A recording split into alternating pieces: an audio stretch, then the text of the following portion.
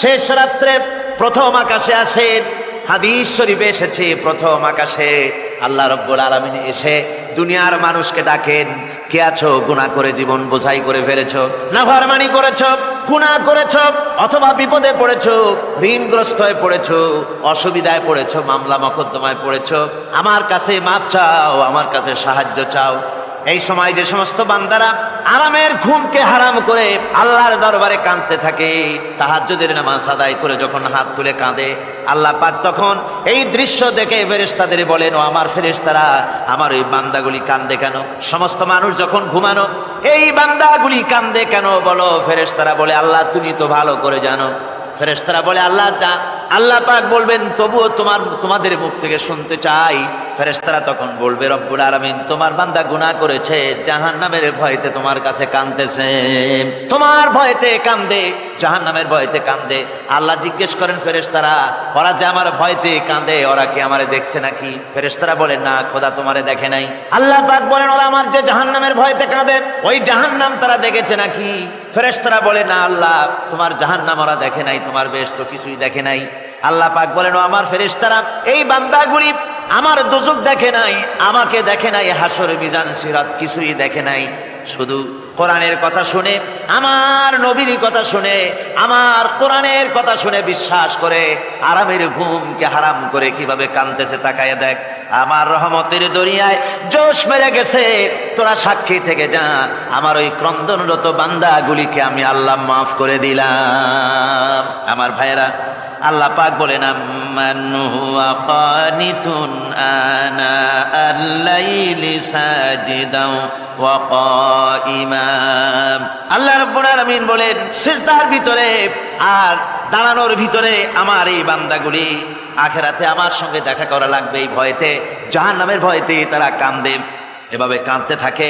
আর আল্লাহ পাক ওই সময় তাদের গুনাহ মাফ করতে থাকেন। কোরআনে কারীমের ভিতরে আল্লাহ পাক বলেন, সারা রাত ঘুমাতে আল্লাহ নিষেধ করেছেন, সারা রাত যেন ঘুমায়ো না, পাইকারি ধরে ঘুমায়ো না, একটু জাগো।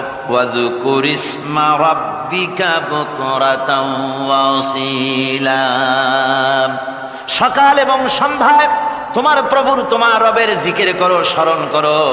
وَمِنَ اللَّيْلِ فَاسْجُدْ لَهُ وَسَبِّحْهُ لَيْلًا طَوِيلًا।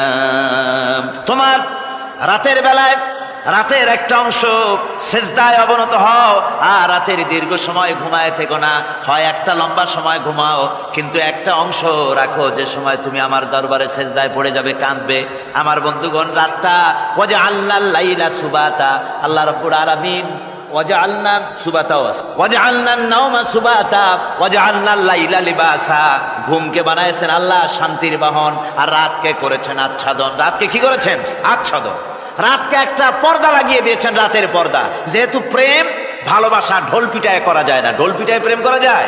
যায়। মানুষকে দেখায় দেখায় প্রেম ভালোবাসা করা যায় না, এটা হলো দুনিয়ার রীতিনীতি। দুনিয়ায় যেটা মানুষেরা করে, আসল সবচাইতে বড় ভালোবাসার পাত্র হলেন আল্লাহ, মাসুক হলেন আল্লাহ, আশেক হলো মানুষ। আশেক এবং মাসুকের ভিতরে প্রেম বিনিময় হবে, ভালোবাসার আদান প্রদান হবে, কথোপকথন হবে। এজন্য দিনের কোলাহল পূর্ণ অবস্থায় তা হয় না বলে রব্বুল আলামিন বলেন, আমি তোমাদের জন্য রাতকে একটা আচ্ছাদন, একটা পর্দা বানায় দিয়েছি। এই রাতের পর্দার ভিতরে থেকে আমারে ডাকো, আমাকে, আমার কাছে তুমি আমাকে ডাকো, একটা লম্বা সময় নিয়ে আমাকে বলতে থাকো, আমাকে ডাকতে থাকো।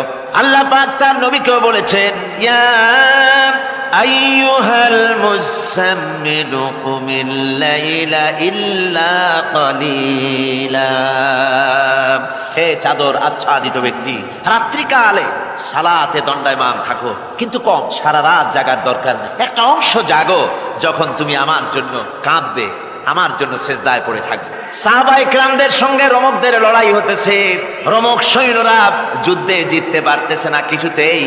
এরপরে তারা গোয়েন্দা বিভাগের লোক পাঠায় দিল, এদের সঙ্গে জিততে পারি না কেন, একটু খুঁজে দেখে আসো রাত্রে এরা করেটা কি। গোয়েন্দা বিভাগের লোক সারা রাত ঘুরে ঘুরে তারপরে এসে রিপোর্ট করলো। এরপরে এসে তাদের প্রধানের কাছে রিপোর্ট করলো, আমরা যার কাছে গিয়েছিলাম দেখে এলাম, হুম বিল্লাইলি রাহবানুন ওয়া বিন্নাহারি ফুরসানুন। আমরা দেখে এলাম যাদেরকে দিনের বেলায় প্রচন্ড শক্তিশালী বীর যোদ্ধা রূপে যাকে যুদ্ধ করতে দেখেছি ময়দানে, রাতের বেলায় দেখলাম গিয়া একেবারে নিতান্ত ফকিরের মতো কেউ তো সেজদায় পড়ে কাঁদতেছে, কেউ আবার তেলাওয়াত করতেছে, চোখ দিয়া পানি পড়তেছে, আবার কেউ নামাজ পড়তেছে, আবার কেউ হাত তুলে রেখেছে তাদের প্রভুর দরবারে, চোখের পানিতে তাদের চোখ বুক ভেসে যেতেছে। সারাটা রাত তেলাওয়াত আর সেজদা আর নামাজের মধ্যে তারা এভাবে কাটিয়ে দিয়েছে। সেনাপতি এই রিপোর্ট শোনার পরে বললেন, ও গোয়েন্দা বিভাগের লোকেরা, আমার রোমক সৈন্যরা শোনো, যে জাতির নৈতিক মান এত উচ্চে, ওই জাতির সঙ্গে যুদ্ধ করা মানে আমাদের আত্মহত্যা করার শামিল। এদের সাথে কিছুতেই আমাদের পক্ষে পারা সম্ভব না। হ্যাঁ, এদের সাথে পারা যাবে যদি এই সম্পর্ক নষ্ট করে দেওয়া যায়। আল্লাহর সাথে তাদের এই গভীর সম্পর্ক যেটা আছে, এই সম্পর্ক নষ্ট করে দিতে হবে, তাহলেই কেবলমাত্র সম্ভব হবে। এদের নৈতিক চরিত্র ধ্বংস করার জন্য প্রচেষ্টা চালাও, তাহলে হয়তো আমরা কামিয়াব হতে পারবো। আমার বন্ধুগণ, এই জন্য গভীর রাত্রে যারা ইমানদার ব্যক্তি, তাদের জন্য গভীর রাত্রে জাগার একটা ব্যবস্থা আল্লাহ পাক বলেছেন। ইমানদার ব্যক্তিদের জন্য এটা হলো 2 নম্বরের বৈশিষ্ট্য। ওয়াল্লাযীনা ইয়াকুলুনা রব্বানা সরিফ আন্না আযাব জাহান্নাম ইন্না আযাবাহা কানা গরামা। রহমানের বান্দার, খাঁটি বান্দার 3 নম্বরের বৈশিষ্ট্য হচ্ছে এই, তারা আল্লাহ রব্বুল আলামিনের দরবারে হাত তুলে ফরিয়াদ জানায়, আল্লাহর কাছে মোনাজাত করে, আল্লাহ রব্বুল আলামিনকে বলে, আয় আল্লাহ, হে আমার প্রভু, আয় আমার রব, জাহান্নামের আগুন থেকে দয়া করে আমারে বাঁচাও। জোরে বলেন আমিন, জোরে বলেন আমিন। জাহান্নামের বর্ণনা আমরা এই মাহফিলে করেছি, করি নাই? মনে আছে? দারুণ কঠিন জায়গা, অত্যন্ত কঠিন জায়গা, মারাত্মক জায়গা জাহান্নাম। ওই জাহান্নামের জন্য আল্লাহর কাছে কাঁদতে হবে, মাপ চাইতে হবে জাহান্নাম থেকে। মুমিন ব্যক্তির 3 নম্বরের বৈশিষ্ট্যই তাই। সে বলবে, রব্বানা সরিফ আন্না আযাব জাহান্নাম ইন্না আযাবাহা কানা গরামা। আয় আল্লাহ, তোমার জাহান্নামের শাস্তি থেকে তোমার কাছে মাপ চাই। আল্লাহ পাক বলেন, এই জাহান্নামের শাস্তি বড়ই প্রাণান্তকার হবে। ইন্নাহা সাআত মুস্তাকাররান ওয়া মুকামা। জাহান্নাম হচ্ছে অবস্থানের জন্য অত্যন্ত নিকৃষ্ট, খুবই খারাপ জায়গা এই জাহান্নাম। কিন্তু মুসলমানদের অবস্থাটা ভিন্ন। মুসলমানেরা নেক আমল করে, ইবাদত বন্দি করে, তা সত্ত্বেও তার কলিজা কাঁপতে থাকে। সুবহানাল্লাহ, তার কলিজা কাঁপতে থাকে যে আমি যে ইবাদত করছি, এই ইবাদত আল্লাহর দরবারে মঞ্জুর হচ্ছে কিনা। এই জন্য তার মন কাঁদতে থাকে। সে আমলের উপর নির্ভর করে থাকে না, সে আল্লাহর দয়ার উপরে নির্ভর করে। কিসের উপরে নির্ভর করে? আল্লাহর দয়া, আল্লাহর রহমতের উপরে নির্ভর করে। আর সে আল্লাহর কাছে কাঁদতে থাকে, রব্বুল আলামিন, তুমি দয়া করে, মেহেরবানি করে আমার হিসাব নিও না। আমার এই হিসাব করে যদি বেহেশতে দাও, তাহলে তো বেহেশতে যাইতে পারবো। কিয়ামতের দিন আল্লাহ রব্বুল আলামিন কোন মানুষকে যদি হিসাবের জন্য ধরে ফেলেন, তাহলে ওই বান্দার আর জাহান্নাম ছাড়া কোনো পথ নাই। এই জন্য আল্লাহ শিখাই দিয়েছেন, বান্দা দোয়া কর, ওয়া আদখিলনাল জান্নাতা বিগাইরি হিসাব। হায় আল্লাহ, বিনা হিসাবে তোমার জান্নাত আমাকে দান করো। আবার হুজুর দোয়া করেছেন, আল্লাহুম্মা হাসিবনি হিসাবান ইয়াসীরা। হায় আল্লাহ, তুমি আমার সহজ হিসাব নাও। পড়েন, আল্লাহুম্মা হাসিবনি হিসাবান ইয়াসীরা। হিসাবে ইয়াসীর, সহজ হিসাব। আয় আল্লাহ, তুমি আমার সহজ হিসাব নাও। এই হাদিসের ব্যাখ্যা এসেছে সহজ হিসাব কি? ব্যাখ্যা এসেছে সহজ হিসাবটা হচ্ছে, আল্লাহ রাব্বুল আলামিন কিয়ামতের ময়দানে তার কোন বান্দাকে যদি রহমত করতে চান, কোন বান্দার প্রতি যদি দয়া করতে চান, কাউকে যদি ক্ষমা করতে চান, তাহলে আল্লাহ রাব্বুল আলামিন তাকে একটা পর্দার আড়ালে ডেকে নেবেন। একটি পর্দার আড়ালে রেখে নিয়ে আল্লাহ পাক জিজ্ঞেস করবেন, বান্দা তুই কি এই গুনাহগুলি করেছিলি নাকি? এইসব গুনাহ করেছিস নাকি? আল্লাহ জিজ্ঞেস করবেন বান্দাকে, অবস্থাটা কেমন হবে চিন্তা করেন, বান্দা এইগুলি করেছিস নাকি? বান্দা ভয়তে থরথর করে কাঁপতে থাকবে, কলিজা ভয়তে কাঁপতে থাকবে, অস্থির হয়ে যাবে।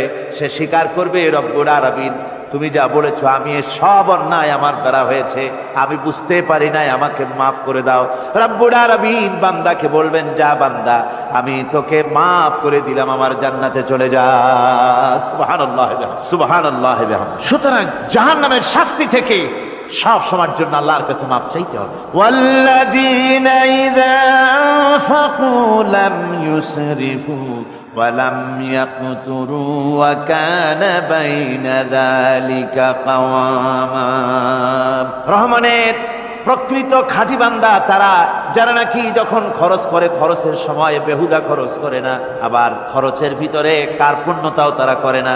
ওয়া কানা বাইনা যালিকা কাওয়ামা, এই দুইয়ের মাঝে তারা ভারসাম্য রক্ষা করে, মধ্যম নীতি অবলম্বন করে চলে। তার মানে হলো পয়সা আছে বলি এই পয়সা দিয়ে তারা মদ খায় না, জুয়া খেলে না, মিনা বাজার ইত্যাদি শয়তানি বদমাশি সিনেমা হল ইত্যাদি বানায়া পাপের বোঝা বাড়ায় না। তারা অতিরিক্ত কোনো খরচ করেন, আবার অর্থ পূজারী ব্যক্তির মতো কার্পণ্যতাও তারা করেন। দুইয়ের মাঝে তারা ভারসাম্য রক্ষা করে। এক শ্রেণীর লোক আছে মাল শুধু জমায়, খরচ টরচ করে না। কোরআন শরীফে বলা হয়েছে আল্লাযী জামা মালান ওয়া আদ্দাদা, মাল জমা করে আর গুনতে থাকে, মাঝে মধ্যে আবার টেলিফোন করে, হ্যালো সোনালী ব্যাংকের ম্যানেজার সাহেব নাকি? বলে হ্যাঁ, দেখুন তো আমার আমলনামাটায় কত আছে। এখন হিসাব টিসাব করে আর তাড়াতাড়ি, এখন তো আর আমলনামা দেখতে সময় লাগে না, তাড়াতাড়ি দেখা যায়।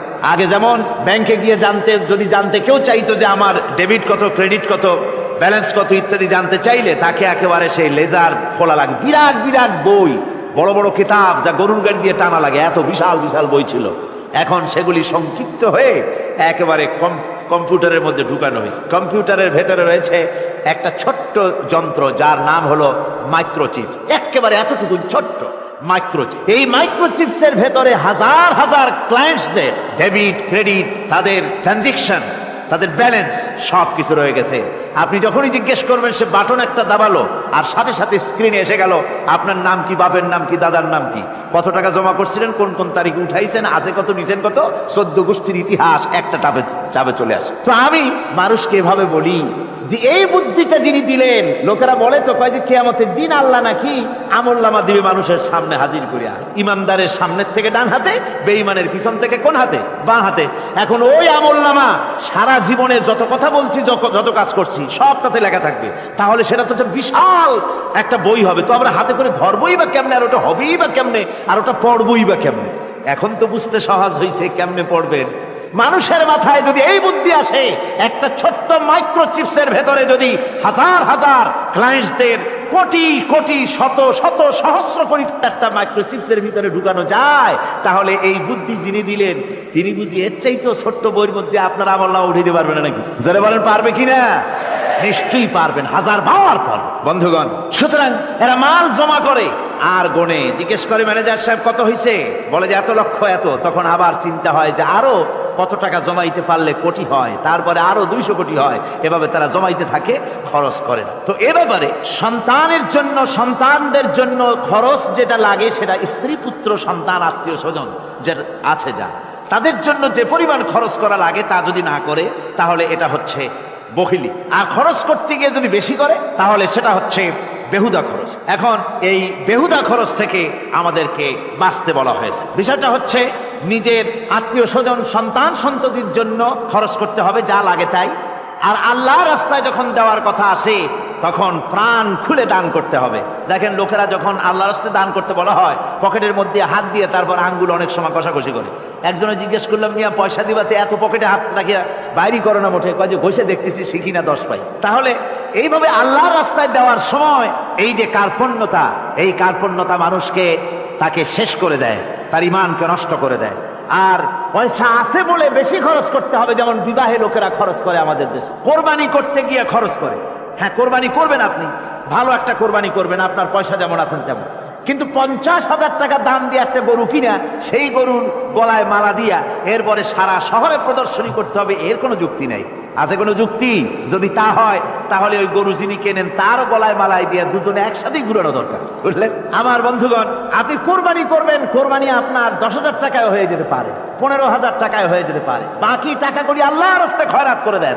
কত গরিব আত্মীয় আছে তাদের দিয়ে দেন। 50,000 টাকা দিয়ে বিরাট বাজারের সেরা গরু খরিদ করে কোরবানি দিচ্ছেন, অর্থটা কি? মানুষকে দেখাচ্ছেন আল্লাহর দরবারের গোশত যাবে না, চামড়া যাবে না, রক্ত যাবে না, যাবে আপনার নিয়ত। কি যাবে?